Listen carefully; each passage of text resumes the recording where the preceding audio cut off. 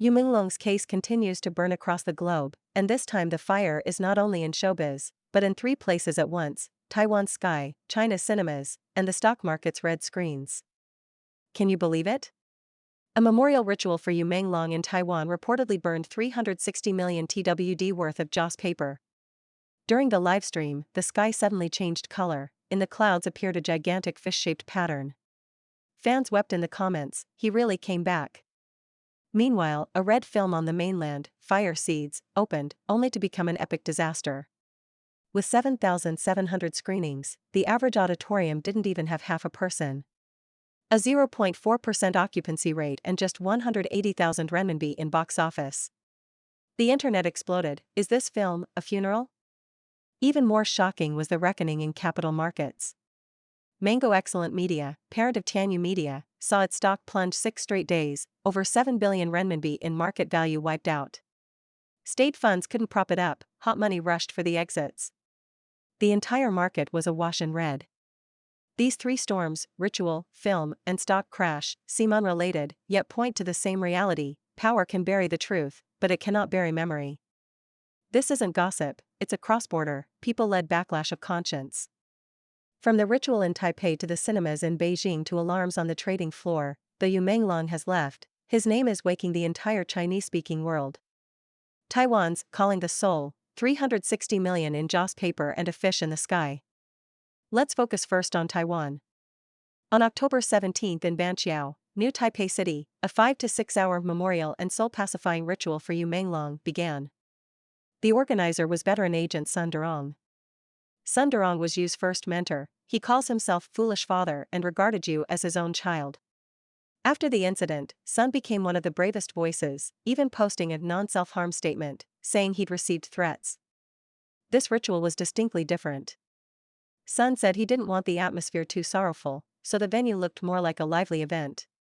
The hall was full of fish motifs, because fish, Yu, echoes Yu Menglong's surname. What stunned people most was the scale. The entire ritual was live-streamed on YouTube, drawing over 10,000 concurrent viewers. Sun said he paid for everything himself. Just the joss paper cost 360 million TWD.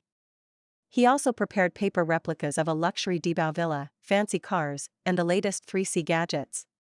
Sun said he hoped Yu's last journey would be generous and comfortable.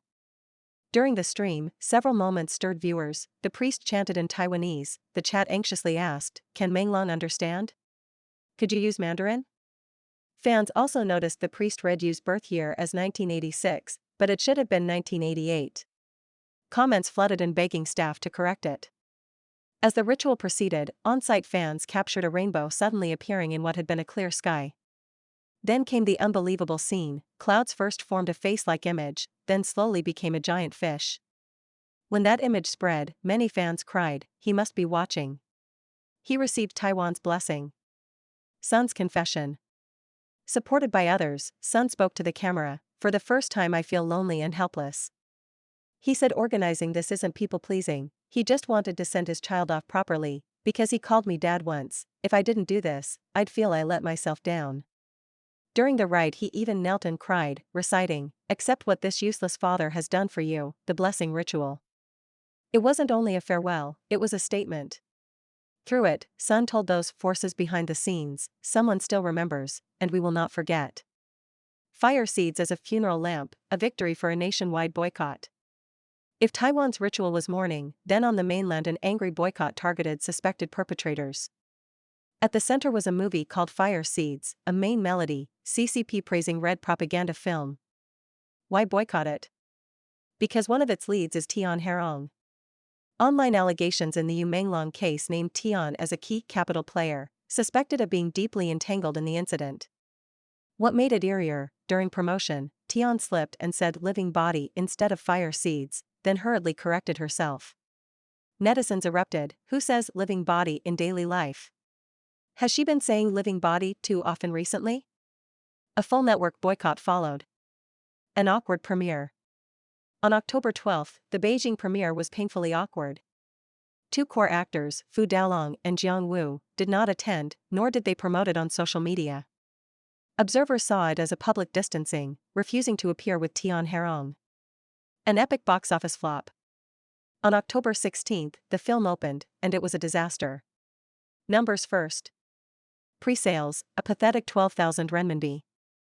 Opening day, despite 700 plus screenings, 2.2% share, occupancy was just 0.4%. Meaning, in a 100-seat hall, not even half a person on average. Day 1 total, 180,000 renminbi. Media analysis said actor fees plus production costs were at least 10 million renminbi. With 180k on day 1, it doesn't even cover a fraction of fees. Ghost full houses, fraud suspicions. The grossest part, while the numbers were awful, some theaters showed the film as sold out, especially the pricier VIP halls. One netizen went to check, dying of laughter, no one was there. A pitch-black theater without even staff. How is this sold out? Why this?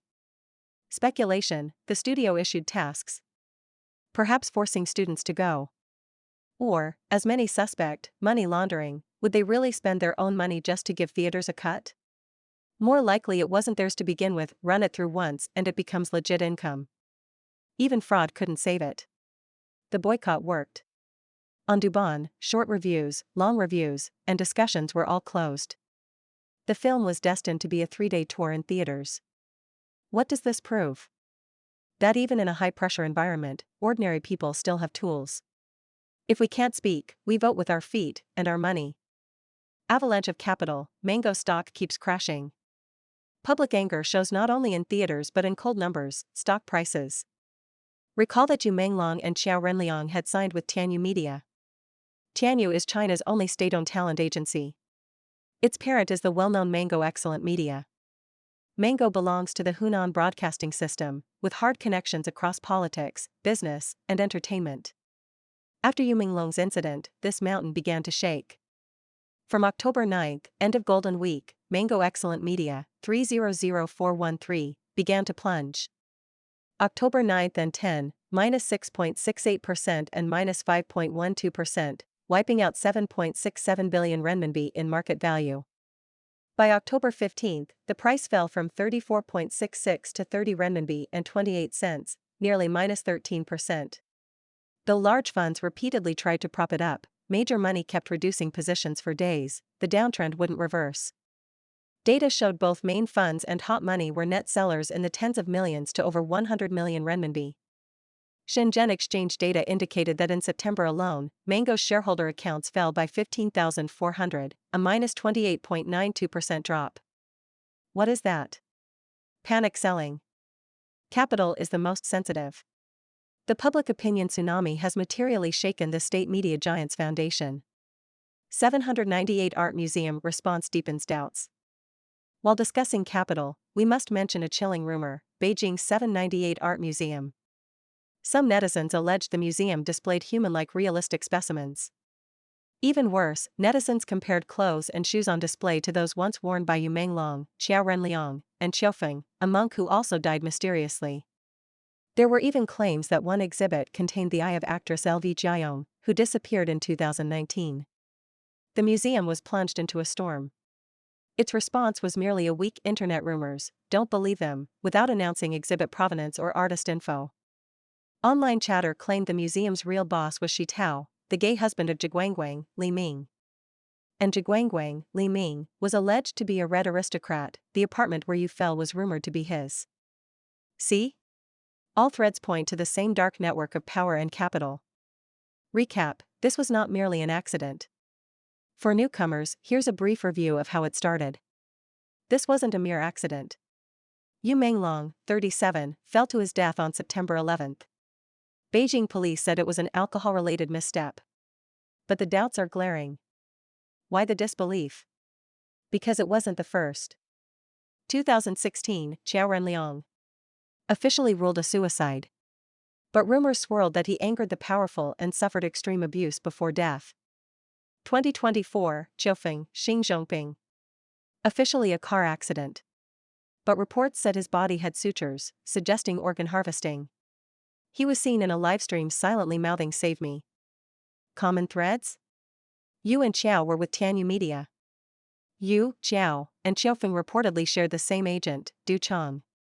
Online allegations said Yu was killed for resisting unspoken rules of industry tycoons, long-term surveillance, extreme abuse, and that he held evidence of crimes.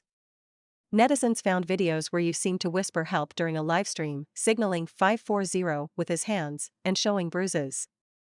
One reflection from a netizen: if we'd noticed earlier that Yu was in trouble, how could we have saved him? Top reply: you couldn't, it was a setup.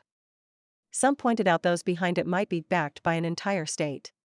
Unless a foreign embassy provided political asylum to get him out of China, there was no way. That's what makes this so helpless and infuriating. From Paris to New York, the lights haven't gone out. When a system is powerful enough to breed despair, what can we do? Yu's fans gave an answer. As Sunderong held the ritual, as Fire Seeds was boycotted, Chinese communities worldwide lit candles in their own ways. In Taiwan, people went to Xinzhuang Dizang Temple, appealing to Kitagarbha for justice for Yu. Media even photographed a tear mark on Guanin's face. In China, fans went to Mount Wutai to light lamps for him, shouting into the valley, "Have you gone home? We came to see you." In the US, after multiple rejections, netizens finally secured a Times Square screen in New York to play a 16-second memorial video for Yu.